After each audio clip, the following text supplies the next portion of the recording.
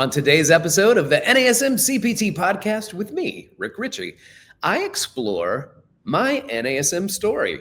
My story where I started with NASM, first as a personal trainer, getting my certification, and then how I got my job, and then where that job has taken me all the way to over the past weekend where I shot a series of video content for NASM. And it just got me thinking, it's been a great ride. And I'm glad that I can be on it. And I just want to share that story with you. So make sure that you like, follow, subscribe, share with your fitness friends and family, and leave us a 5-star review. Also leave a comment. All of that's very helpful. So now here's the episode, my NASM story. You're listening to the NASM CPT podcast with Rick Ritchie, winner of the Share Care Emmy Award for social storytelling, and the official podcast of the National Academy of Sports Medicine. Hey, y'all, and welcome to the NASM CPT podcast. My name is Rick Ritchie, and I want to tell you a little story. This is really a story about me and my time with NASM, how I got started with NASM, but I started pontificating about this, and it was really interesting to me. So over the past week, I'd gone out to Phoenix, where NASM is based, and did a video shoot with them. We're providing content for a new product, and I got to see my friend Darlene Marshall, who is the host of the Better Than Fine podcast. So if you haven't checked out her podcast on the NASM Podcast Network, please do so. Check out Darlene's podcast. It's a wellness-based podcast, but here's the thing. This is really what I was thinking about. She posted something, and what she posted, I absolutely love. She basically was like, hey, I didn't think I would ever be able to be a personal trainer at one point, and then to be able to do certain things. And then all of a sudden, here I am 10 years later after becoming a personal trainer, and I'm on a video shoot with NASM, for NASM, on behalf of NASM. It's just like a real high point for her in her career. And I started thinking about that. I was like, man, I feel the same. I don't want to take anything for granted here. I'm absolutely delighted to have the chance, the opportunity to teach exercise science to budding personal trainers, and to use this podcast to not just budding personal trainers, but to go a little bit deeper and talk about some real world stuff that we deal with as CPTs as a profession. But I went through a lot to get to where I am. So let me share a little bit about the timeline and what I did and how I got to, not all the hows, but at least a timeline of what got me here. So back in the day when I first started as a personal trainer, I started in training at a gym in February of 2002. It was the first time I had ever gotten a job as a personal trainer. So it's been a minute. All right. For those of you who are keeping score, 2002 was 4 score and a lot of years ago. So it's been a long time since I started as a personal trainer, and I'm always impressed when I find other people and I'm like, hey, how long have you been a trainer? You've been at this for a while. And they're like, oh yeah, I've been doing this since 99 or since 95. And I was like, oh my gosh, you've been a trainer longer than me. And I love it. I love to hear that. But I got started with them. It was my first certification. Only because there was a partnership between the gym that I was working at and NASM, but not when I first started working there. So when I first got the job, somebody let me borrow one of their textbooks from another certification, where all I had to do was read their text, go through it, study it, just sign up to take the test and see if I could pass it to become a certified personal trainer. But as I'm getting ready to take this exam, I'd read this textbook cover to cover. I was like, I'm going to be a trainer. And then they were like, hey, we just partnered with NASM, and you'll be able to get a new book and a new this and take your certification all for this amount of money. And literally it was like $30 less. It was $30 less. And I was like, I was so broke, y'all. I was so broke at the time. I was like, to save $30, I will read a whole nother textbook. Give me a whole nother textbook. I will read it. I will spend hours upon hours. And I'm telling you, for the amount of money I saved, I spent 2 hours for every dollar that I did. But I didn't have money, and I was living in New York. It was hard. It's hard living in New York and being broke. So I managed to make it happen, and I started studying for that test, and I got certified through the National Academy of Sports Medicine. Well, I ran up the ranks a little bit, and by the time the end of '03 came around, I started teaching exercise science to trainers on behalf of that company that I was working for. And that was a big deal for me. It was an opportunity to get up and share the information that I learned, the human body. What do I know about it? I read 2 textbooks, dang it, plus some studying I had done and a physical therapy program that I was basically working on in my undergrad. And so I felt pretty good about it. And then in 2004, the company that I was teaching for and a trainer at, they started teaching the NASM content with a partnership from NASM. So NASM sent one of their educators out to teach us basically how they teach it. They understood that just because we're teaching the information, it may not be to the level or with the detail that they had. So they said, we're gonna have this partnership, let me send one of my guys out there to teach your guys how to teach our stuff. And this guy came out, his name was Rob Bretman.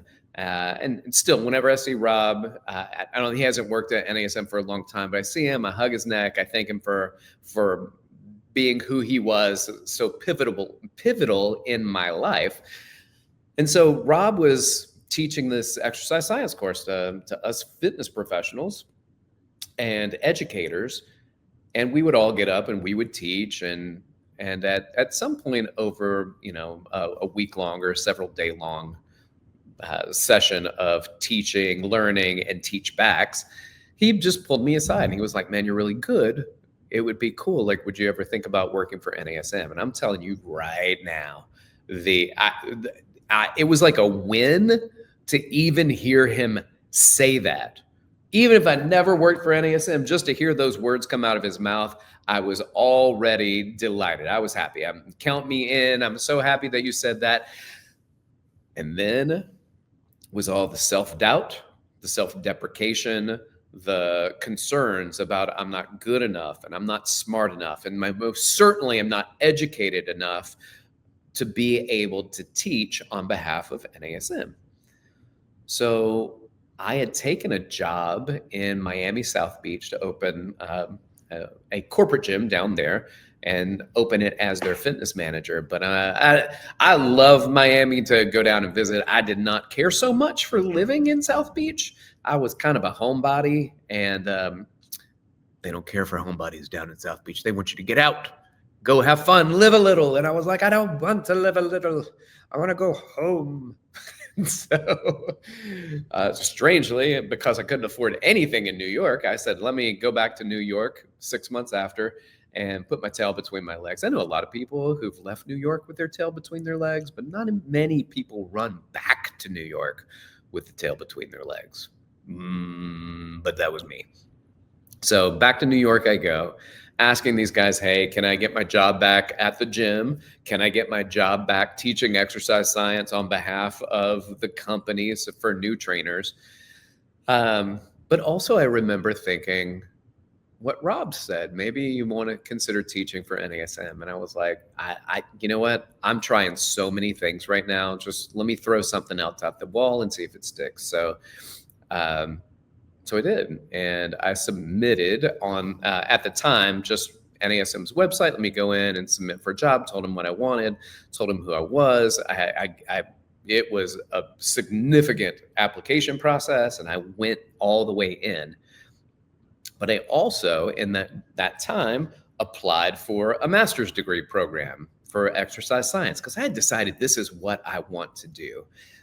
And I didn't have an undergraduate degree in this field. I had a minor in biology.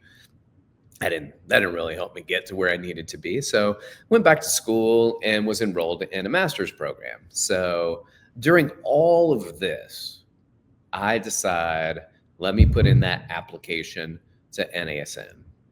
And before I continue, let me share this. This episode of the NASM CPT podcast is brought to you by NASM One, the membership for trainers and coaches. Members enjoy unlimited access to hundreds of career resources. Get the Edge app to schedule and program clients. Enjoy half off all certifications and specializations, access to free CEUs, and more. All of this for just $35 a month. Go to nasm.org/membership to learn more about NASM One.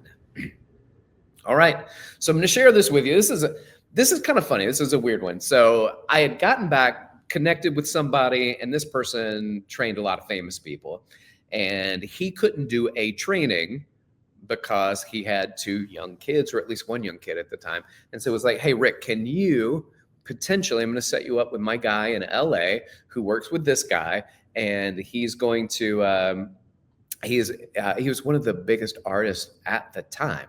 Right now, it's embarrassing to say who it was. It's embarrassing to say who it was. But, after you've been around the world, north, south, east, and yeah, that's who. So when you've been around the world, you were like, oh, man, he's doing a European tour. Can you do it? And I was like, man, I want to so bad. But I had applied for NASM, and the application came, the interview, and it's like a week or something, a few days down in Calabasas, where it was at the time, to go in there and to try to get this job at NASM. But it's during the same time as this tour. And my buddy goes, oh, you should definitely do the NASM thing. And I was like, wait, what? And he goes, yeah, I mean, you have plenty of time throughout your life and career to train famous people, but you're never going to have a chance to work for NASM again. So I'd do that. Oh, man, I'm telling you right now, that changed the trajectory of my life for the good, unlike had I trained another person. So I said, okay. And I dove all in. And when I got there, there were 4 of us. There were 4 people, including myself. And they said, we're only going to hire 2 of you. And I was like, I gave up that tour, a European tour, to come out here and interview. And I'm fighting like Hunger Games or something to get a spot here. So, and the other people were great. And you know what? I think they're just trying to pull the best out of us, because they ended up hiring all 4 of us, which was good, because I was about to Tanya Harding some people. I'm working for anything, you know what I'm saying? So I started working for NASM, and I was excited because now I'm enrolled in my master's degree program. I'm learning more about exercise science. I'm learning from NASM what they're doing. They're flying me out to watch other people teach. And I remember being so excited because I'm not the smartest person. And especially at that time, I wasn't the most educated person, but I am, no cap, pretty good in front of a group. And I remember going out and being like, look, I may not be the smartest, but I'm going to crush it when I get up there and start talking. And the first person I get up there to watch, that I shadow, is a guy by the name of Eric Beard. And he's a Massachusetts guy. And he got up there and he started speaking. He was the funniest, smartest, most engaging person I've ever seen, probably to this day. One of the most amazing people I've ever seen speak and present in front of a group. And I thought, I have nothing. I am nothing. Like, there's so much to learn. Let me tell you what I've learned since then. I've learned that I'm not Eric Beard, and I'm different, and people still like it. And I also have learned that throughout the years of teaching exercise science, that there are people that get up and they're very similar to me. And I may not like them as much as when I see somebody who is relatively unenergetic and has great content. And here I am with, my chin sitting on my hands, just gaga looking at them and learning, and so impressed by so many people. because it's not for everyone. The way that people teach certain ways, that, podcasts, there are different podcast hosts. They got different vibes, different feelings, different things. And that's why, some of you listen to this one and some of you listen to the Master Instructor Roundtable and some of you listen to Better Than Fine. It's different content, different deliveries, different people, and they're ones that you connect with more. And that's great.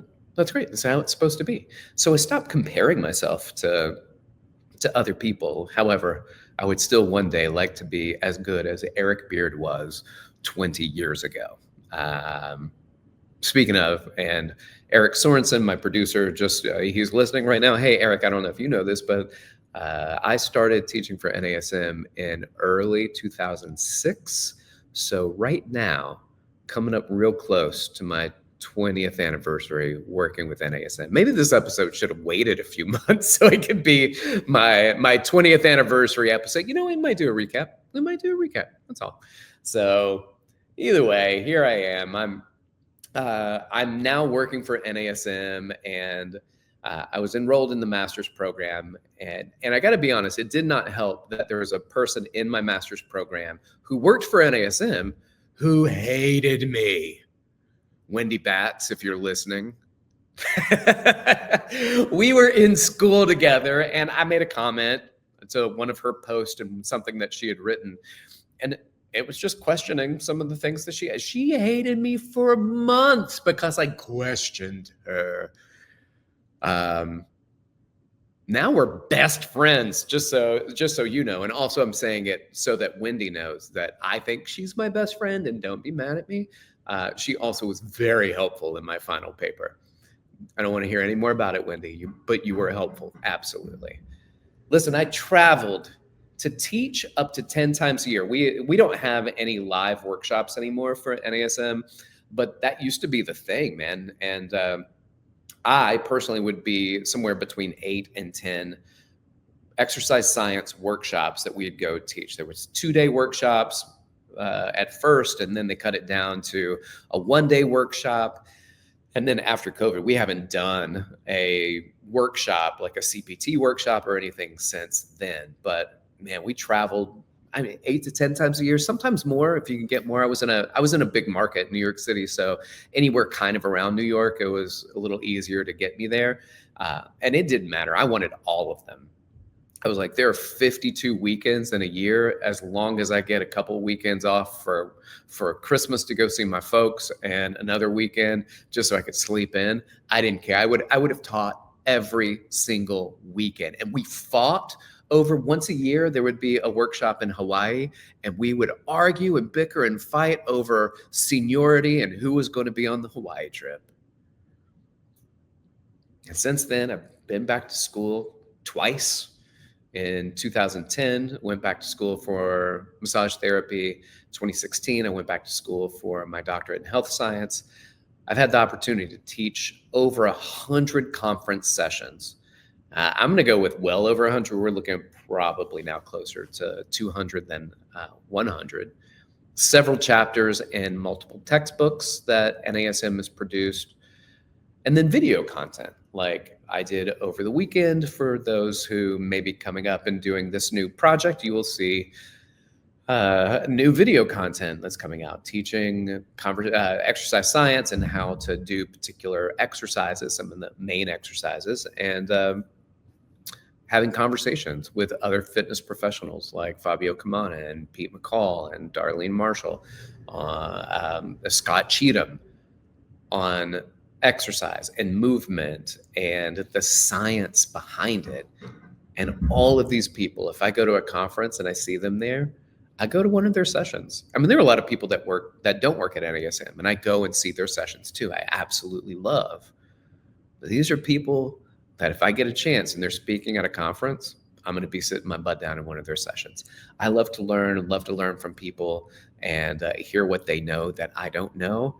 And I love how people teach. And they're different. They teach differently than I do. And there are some things that I take away. So one of the things about teachers, if you're a teacher, you think about this when you're a teacher for your client, right? As a trainer, you are a teacher. And when you watch other trainers and you overhear something, you're like, oh, I'm going to take that. It's brilliant. And it could be the simplest thing. It's the simplest cue. It's the simplest exercise it's never crossed your mind to do. And then all of a sudden you're like, I cannot wait to make that application. And that's me. And then, of course, in addition to the video content, I had the chance in 2019, before COVID, to start the NASM CPT podcast. And the person that was in charge of some of the marketing at the time, Greg Esposito, I'd reached out to Mike Fantagrassi and said, hey, man, I'm going to do a podcast. It doesn't matter if it's an NASM podcast, because I'd already had a podcast that I was doing for Everlast, the boxing equipment company. I was doing their fitness podcast with Aaron Drogozeski. And then that one kind of came to an end, and I was like, I ain't done. So I'm going to do a podcast. I can either do it with NASM or I can do it on my own.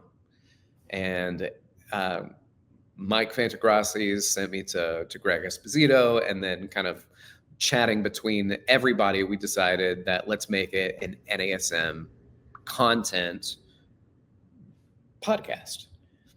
And so, friends, since 2019, I think it's August of 2019, almost every single week, and for a long time there, Eric, for a long time there, 2 times a week, we are producing content, putting out content, sharing thoughts about exercise, about business, and how to build your client base, how to network, how to build your own gym. And for those of you who are watching on YouTube that's made it this far in this particular episode, this is my most recent gym that we've built out. And this is in Bryant Park area of Manhattan. And so usually you see me with this crazy graffitied background, but that is actually my apartment.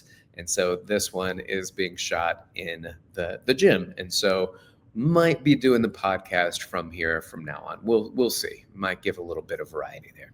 But anyway, I want to say thank you to all of you for listening. Thanks to our producer, Eric Sorensen. Like, subscribe, share with your fitness friends and family. If you want to reach out to me, hit me up. You can do so on Instagram at dr.rickritchie or email me, rick.ritchie@nasm.org. Y'all keep inspiring people to fitness. Thanks for listening.